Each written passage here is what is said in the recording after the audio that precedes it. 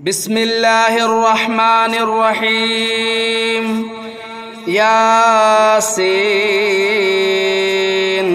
والقرآن الحكيم إنك لمن المرسلين على صراط مستقيم تنزيل العزيز الرحيم لتنذر قوما ما أنذر آباؤهم فهم غافلون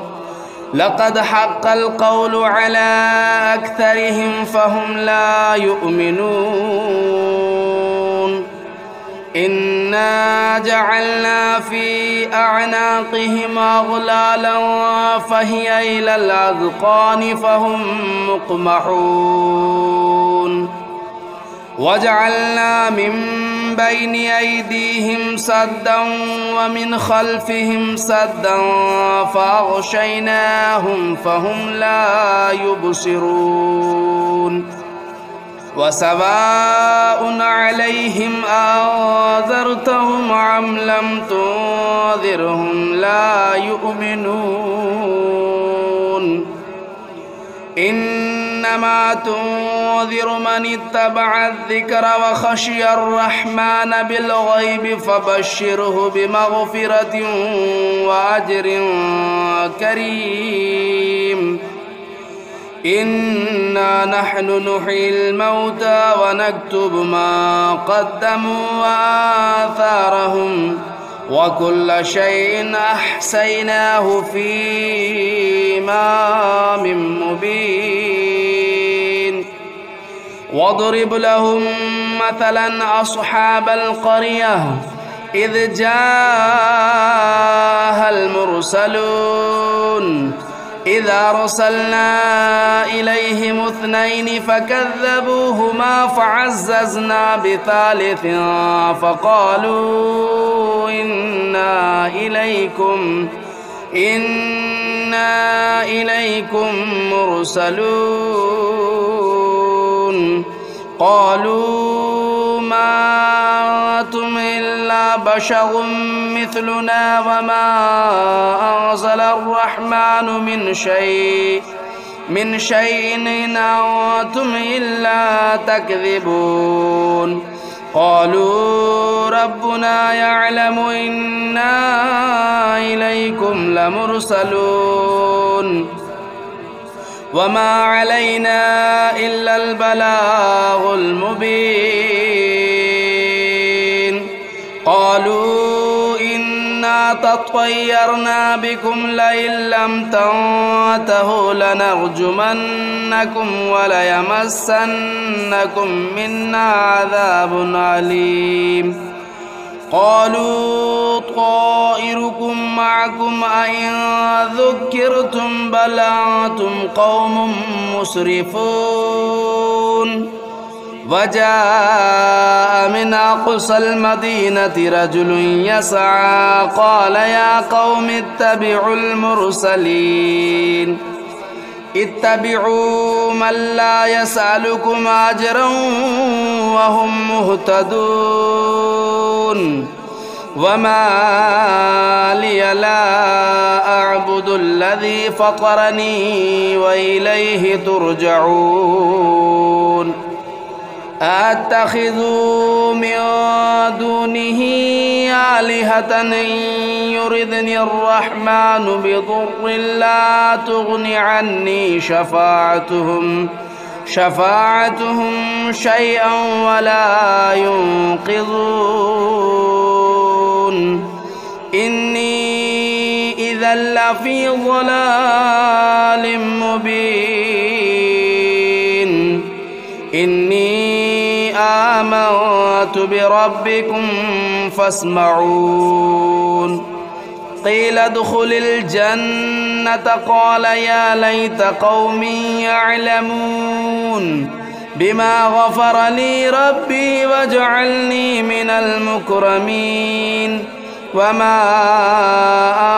أنزلنا على قومه من بعده من جود من السماء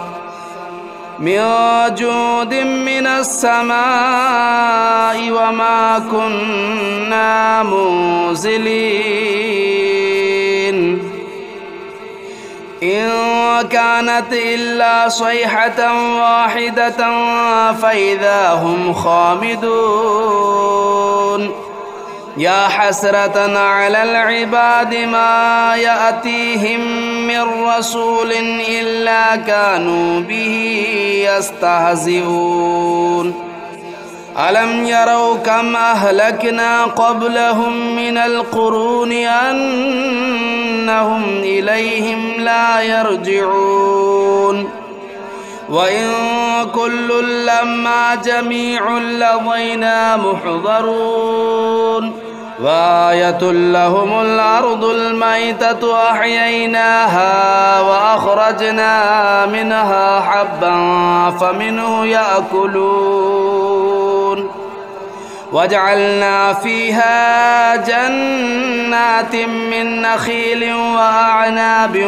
وفجرنا فيها من العيون ليأكلوا من ثمره وما عملته أيديهم أفلا يشكرون سبحان الذي خلق الأزواج كلها مما تنبت الأرض ومن أنفسهم ومما لا يعلمون وآية لهم الليل نسلخ منه النهار فإذا هم مظلمون والشمس تجري لمستقر لها ذلك تقدير العزيز العليم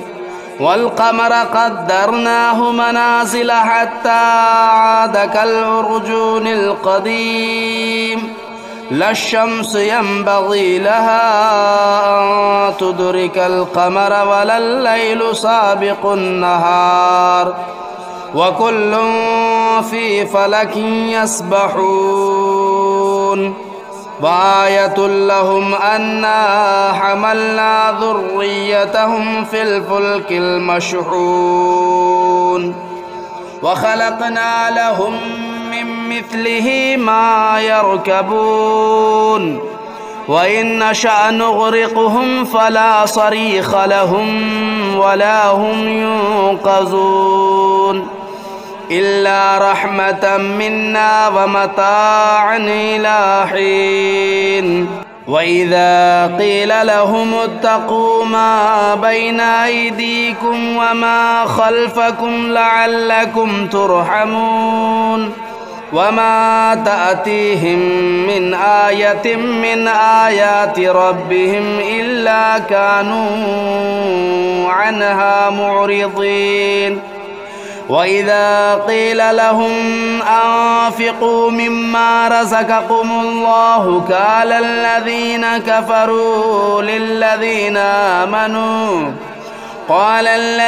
كفروا للذين آمنوا ونطعم من لو يشاء الله أطعمه إن أنتم إلا في ضلال مبين ويقولون متى هذا الوعد إن كنتم صادقين ما ينظرون إلا صيحة واحدة تأخذهم وهم يخصمون فلا يستطيعون توصية ولا إلى أهلهم يرجعون ونفخ في الصور فإذا هم من الأجداث إلى ربهم ينسلون قالوا يا ويلنا من بعثنا من مرقدنا هذا ما وعد الرحمن وصدق المرسلون إن كانت إلا صيحة واحدة فإذا هم جميع لدينا محضرون فاليوم لا تظلم نفس شيئا ولا تجزون إلا ما كنتم تعملون إن أصحاب الجنة اليوم في شغل فاكهون هم وأزواجهم في ظلال على الأرائك متكئون لهم فيها فاكهة ولهم ما يدعون سلام قولا من رب رحيم وامتازوا اليوم أيها المجرمون ألم أعهد إليكم يا بني آدم ألا تعبدوا الشيطان إنه لكم عدو مبين وأن اعبدوني هذا صراط مستقيم ولقد أضل منكم جبلا كثيرا أفلم تكونوا تعقلون هذه جهنم التي كنتم توعدون اصلوها اليوم بما كنتم تكفرون اليوم نختم على أفواههم وتكلمنا أيديهم وتشهد أرجلهم بما كانوا يكسبون ولو نشاء لطمسنا على أعينهم فاستبقوا الصراط فأنى يبصرون ولو نشاء لمسخناهم على مكانتهم فما استطاعوا مضيا ولا يرجعون ومن نعمره ننكسه في الخلق أفلا يعقلون وما علمناه الشعر وما ينبغي له إن هو إلا ذكر وقرآن مبين لينذر من كان حيا ويحق القول على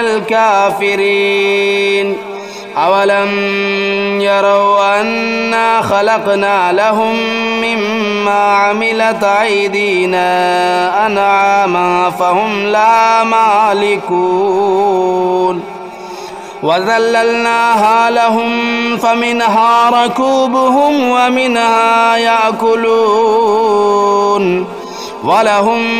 فيها منافع ومشارب أفلا يشكرون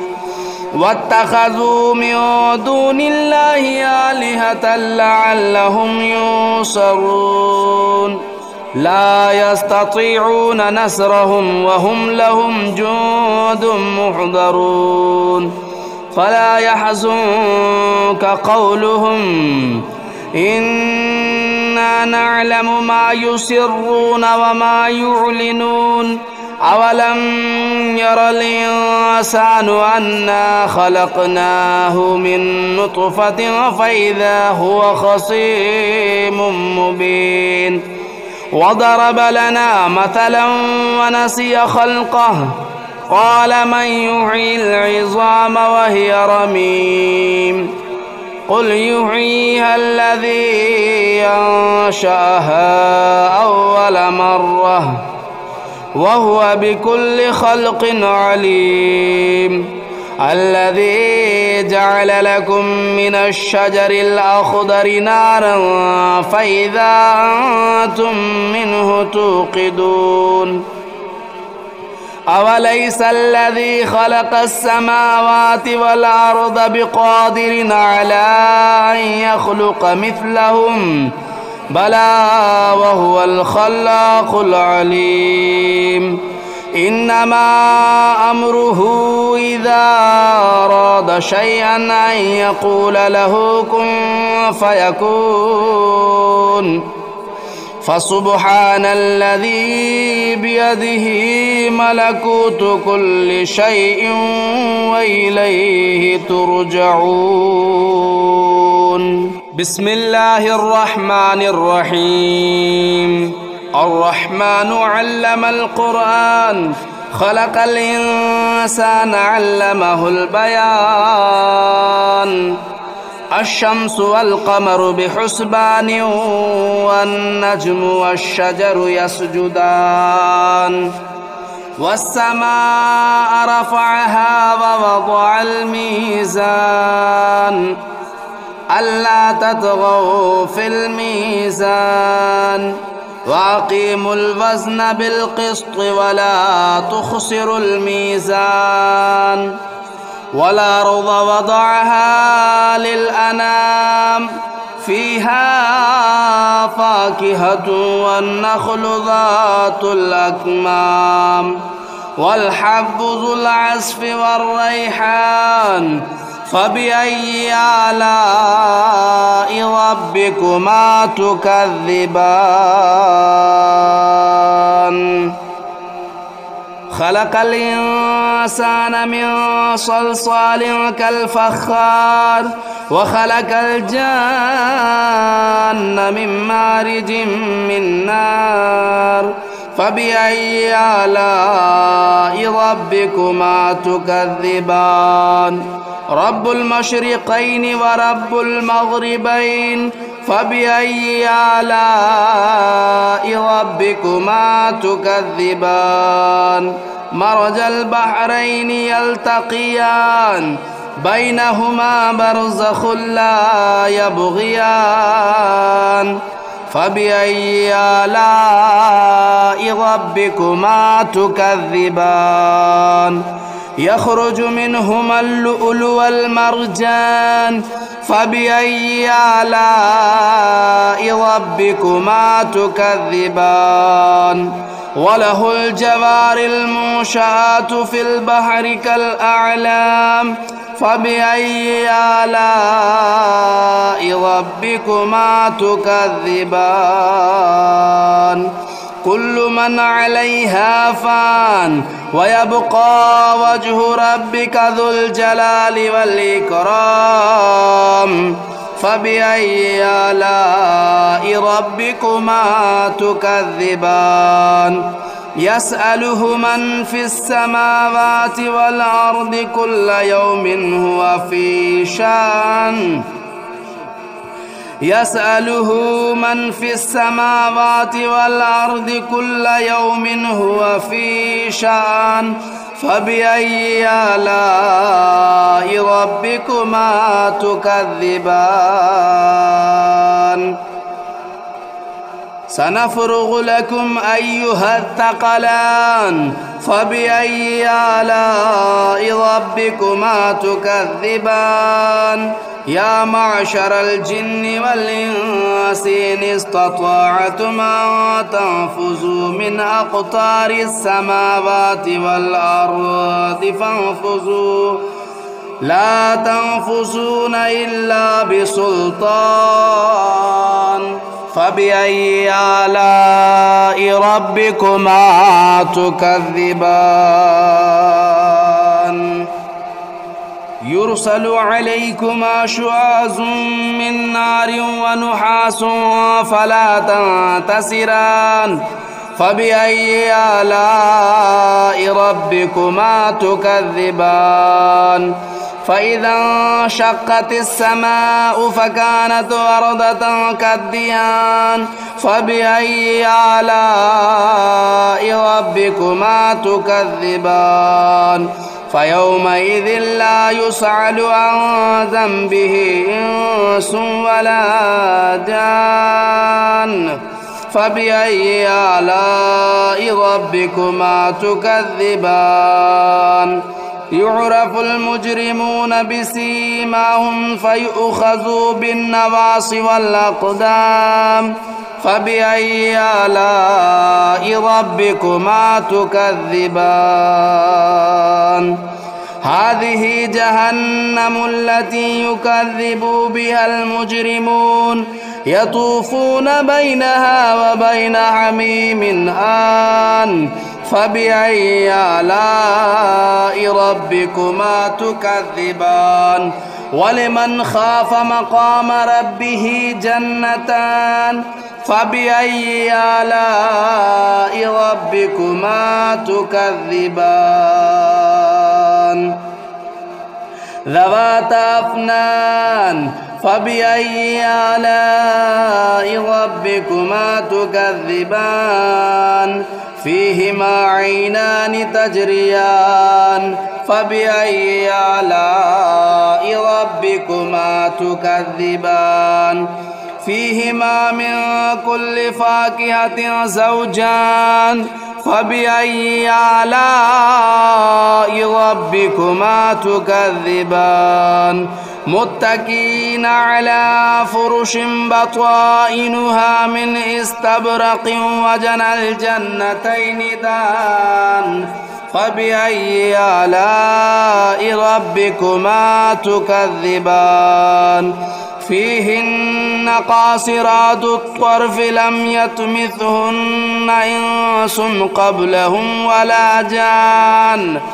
فبأي آلاء ربكما تكذبان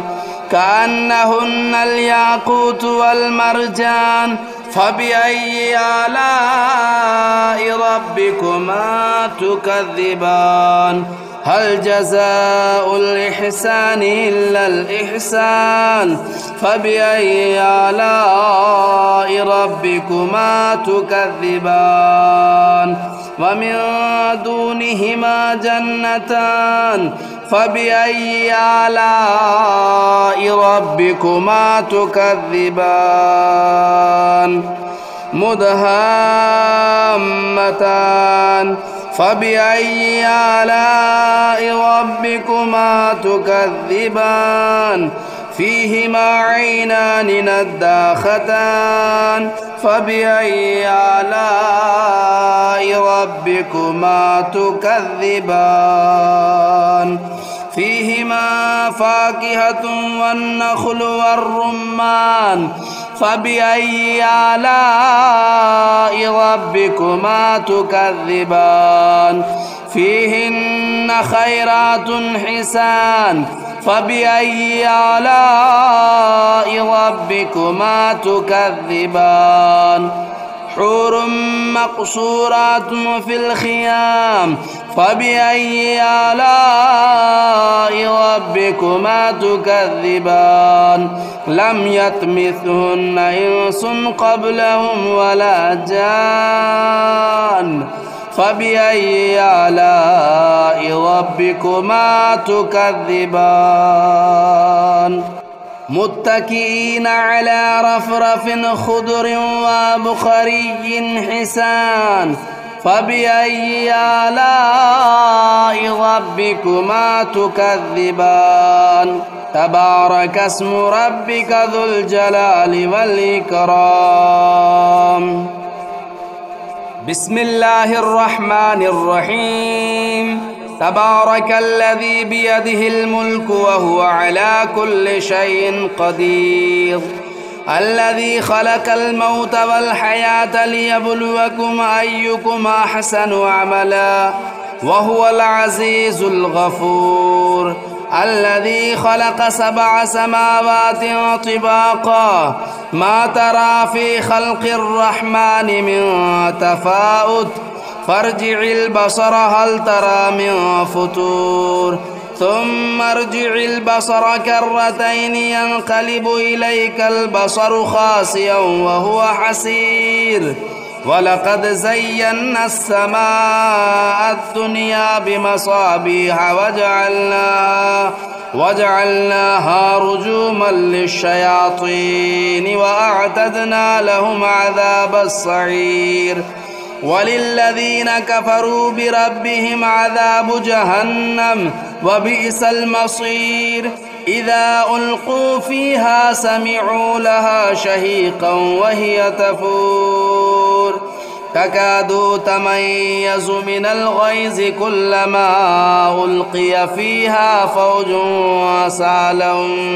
سألهم خزنتها ألم يأتكم نذير قالوا بلى قد جاءنا نذير فكذبنا وقلنا ما نزل الله من شيء إن أنتم إلا في ضلال كبير. وقالوا لو كنا نسمع أو نعقل ما كنا في أصحاب السعير فاعترفوا بذنبهم فسحقا لأصحاب السعير. إن الذين يخشون ربهم بالغيب لهم مغفرة وأجر كبير. وأسروا قولكم أو اجهروا به إنه عليم بذات الصدور. ألا يعلم من خلق وهو اللطيف الخبير. هو الذي جعل لكم الأرض ذلولا فامشوا في مناكبها وكلوا من رزقه وإليه النشور. أأمنتم من في السماء أن يخسف بكم الأرض فإذا هي تمور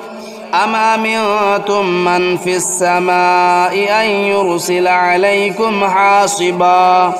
فستعلمون كيف نذير. ولقد كذب الذين من قبلهم فكيف كان نكير. أولم يروا إلى الطير فوقهم صافات ويقبضن ما يمسكهن إلا الرحمن إنه بكل شيء بصير.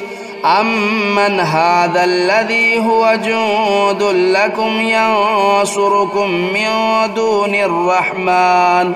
إن الكافرون إلا في غرور. أمن هذا الذي يرزقكم إن أمسك رزقه بل لجوا في عتو ونفور. أفمن يمشي مكبا على وجهه أهدى أمن يمشي سويا على صراط مستقيم. قل هو الذي أنشأكم وجعل لكم السمع والأبصار والأفئدة قليلا ما تشكرون. قل هو الذي ذرأكم في الأرض وإليه تهشرون. ويقولون متى هذا الوعد إن كنتم صادقين. قل إنما العلم عند الله وإنما أنا نذير مبين. فلما رأوه زلفة سيئت وجوه الذين كفروا وقيل هذا الذي كنتم به تدعون. قل أرأيتم إن أهلكني الله ومن معي أو رحمنا فمن يجير الكافرين من عذاب أليم. قل هو الرحمن آمنا به وعليه توكلنا فستعلمون من هو في ضلال مبين. قل أرأيتم إن أصبح ماؤكم غورا فمن يأتيكم بماء معين.